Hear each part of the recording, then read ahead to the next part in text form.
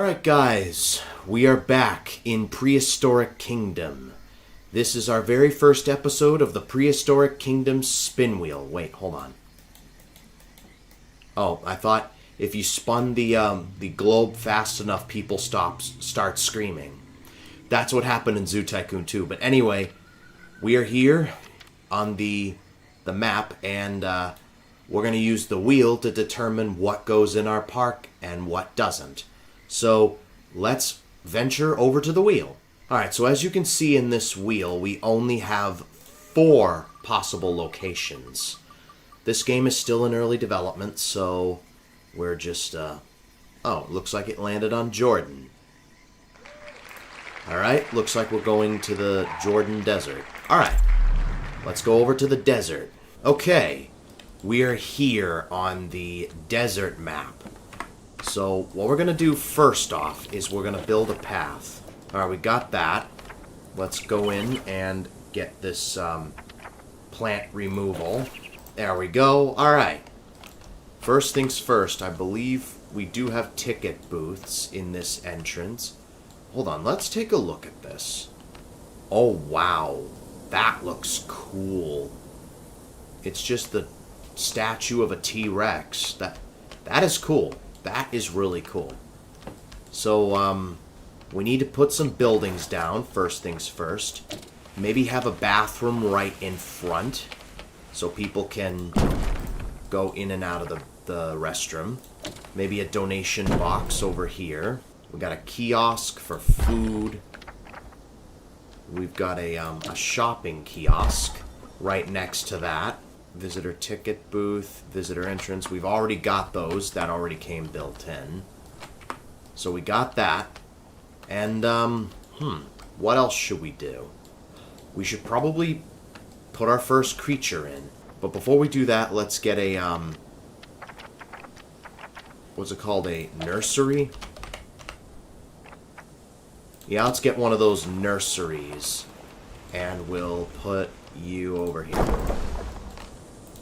And this still works even without that. Yeah, okay. Alright, we got that out of the way. Let us go to the spin wheel and pick our first creature. Alright, so this is our spin wheel. We have all the prehistoric creatures in this wheel right now. I don't think Velociraptor's in the game yet, so we won't add that in, but I'll add that in once it does come into the game. I also have Tyrannosaurus and Tarbosaurus. And I also have the Charonsaurus. I made them separate dinosaurs, so if we need to add them in, then we will. Alright, what dinosaur do we put in first? Or creature? Looks like Dryosaurus is in first. Alright, so before we do anything, let's make an enclosure for it. There we go. Alright, let's get one of those, viewing domes. So, hold on. Spelled viewing wrong. There we go. Let's get an arid one. It only makes sense, right? There we go, and let's get the terrain going. Hold on, before we do anything, what kind of biome do these guys require? Yeah, I don't see Velociraptor in the game yet, so... Alright. Dryosaurus. There we go. Desert, scrubland, and coastal. So they'll actually be fine in the biome they're in. And before we put them in, let's get some feeders going. We'll get like a plant feeder, so then they can have plenty of food. And then some water. There we go. And then for trees, let's maybe get some cactuses or cacti. And some trees in the back here. So that way there they can at least have some vegetation and whatnot. Alright, let's put the Dryosaurs down. There we go. Our first dinosaur. A Dryosaurus. Only juvenile specimens of these dinosaurs have been found in the fossil record, so I'm eager to see how much larger this one will get. Okay. Hopefully they do get larger. So yeah, look at this. Oh, that's adorable. Look at the way they run. Oh, wow. The one in evolution kind of looks more alien-like than this version of the Dryosaurus. And we've already got guests coming in. Okay. Let's create the next dinosaur. So we'll do the same thing. We'll release like 10 of them. Or maybe should we do 5? Because there aren't as many creatures here. Ooh, Paraceratherium. Okay, interesting. Alright. So, let's get an enclosure for here. Maybe we'll get one going in here. Have this over here. We need to make sure the Paraceratheriums have plenty of space. And I'm thinking we add like the large ones and the dwarf ones in the same enclosure. And then we're going to need like the paths. Let's get the paths going. Maybe we could have like a path going over here. And then curving over here. All the way over here. There we go. And then have one go over here. Looks a little awkward, but we had to do what we had to do. Let's fill this in. There we go.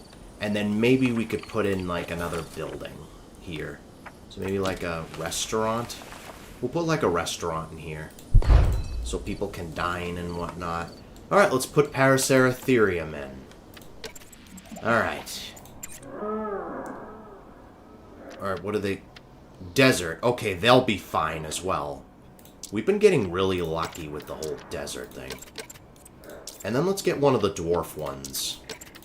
The Juxia skins. Oh. Oh, it's a new species altogether. I did not realize that.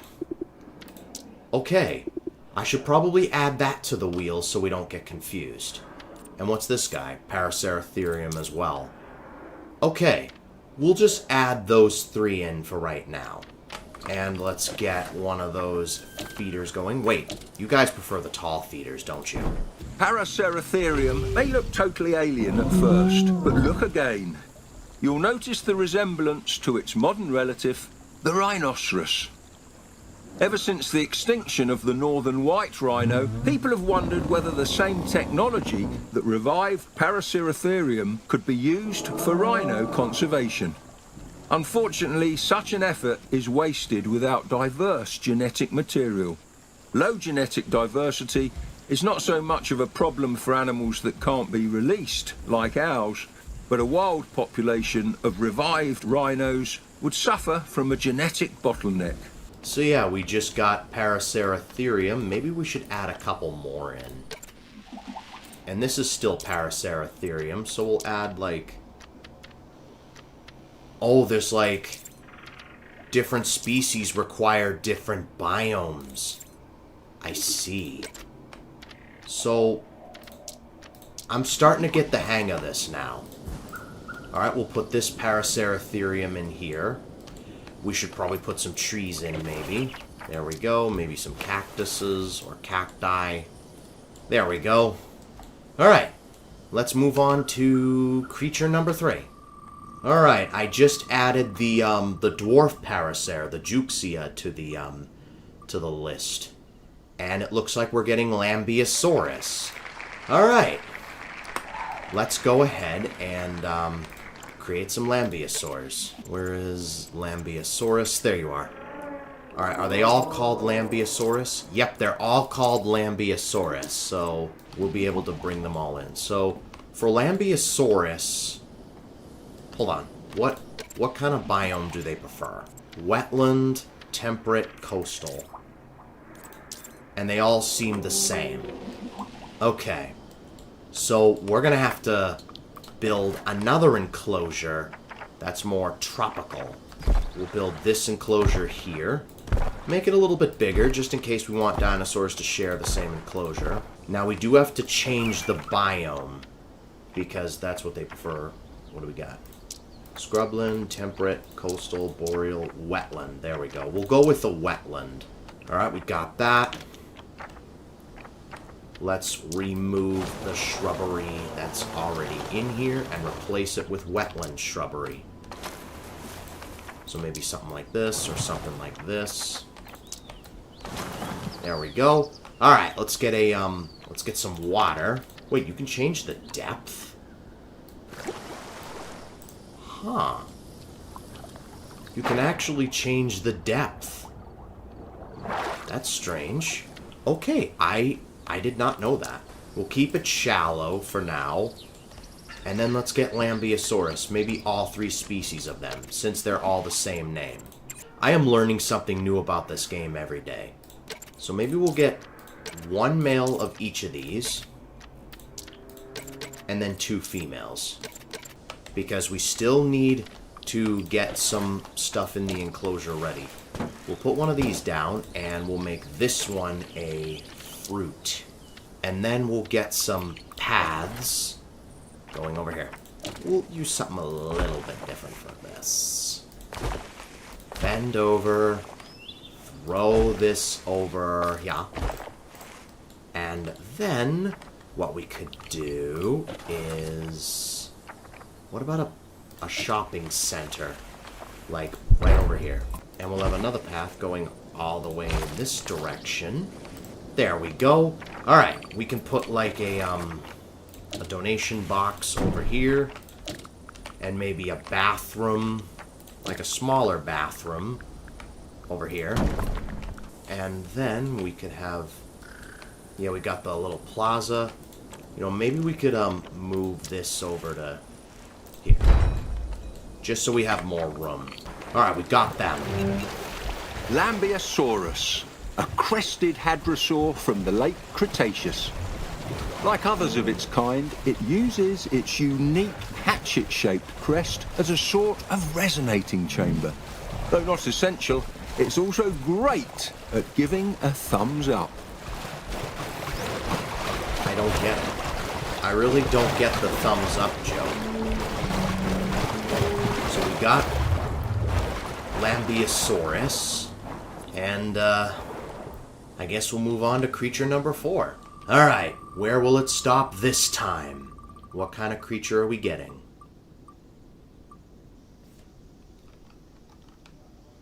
It looks like Microraptor, so for the Microraptor, we don't really have to worry about certain enclosures. I mean, we don't really have to worry about the biome or whatnot. They're literally in the cages, so there we go, we got that. That's what we'll do.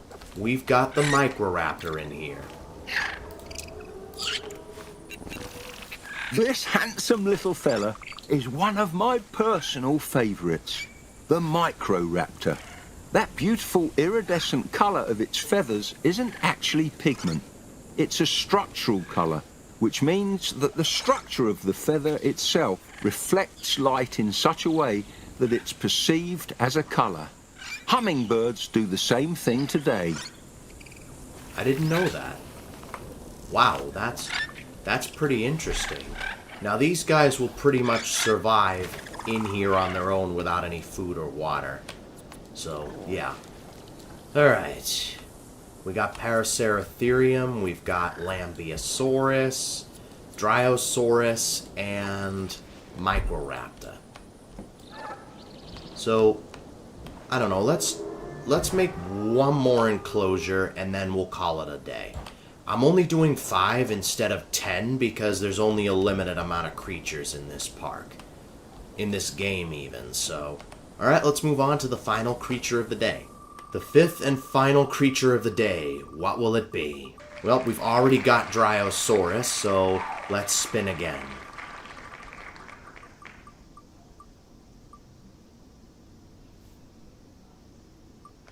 Sure, why not finish off with the other aviary creature? Huh. I don't think it'll allow us to... Oh, okay, what is going on? I'm trying to... There we go. So I'm thinking we could put the archeopteryx in here if that's the case. Alright, let's add archeopteryx. We'll get, I guess, I don't know, 3 females and 3 males. And now we've got archeopteryx. This is an archeopteryx. Its fossil was one of the most important scientific discoveries ever made. Not only was it the first feathered dinosaur found, but we now know its colours were mostly black and white, much like a magpie. So yeah, this is the Archeopteryx. And you know what? I think we should just add one more dinosaur because, yeah, this would be a relatively short video if we did that. So it'll be 6 every time. So moving on to creature number 6. Alright, where will it stop this time?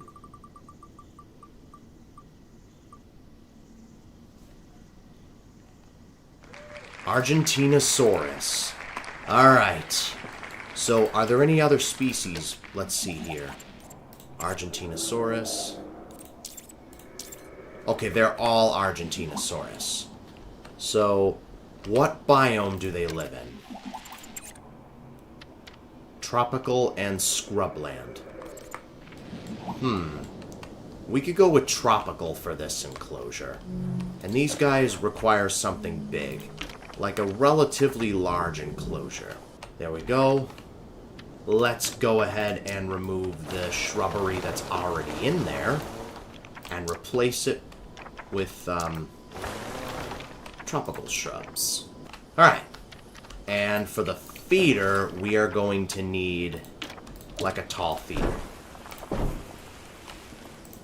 Alright, let's get Argentinosaurus. So we got tropical, let's get like a, so we got ember, algae, and current.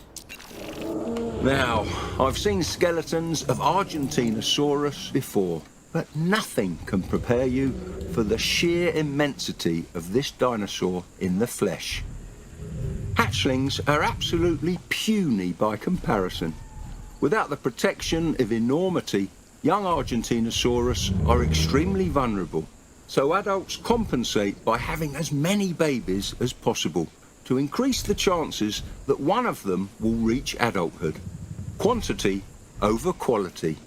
Alright, and we've got ourselves the start of a new park. So this is where it starts, and we're going to expand even further. But yeah, that's going to have to wrap it up for this video. If you enjoyed it, be sure to leave a like and subscribe for more. It would really help out a ton. But until next time, I'll see you guys in the next episode. So long!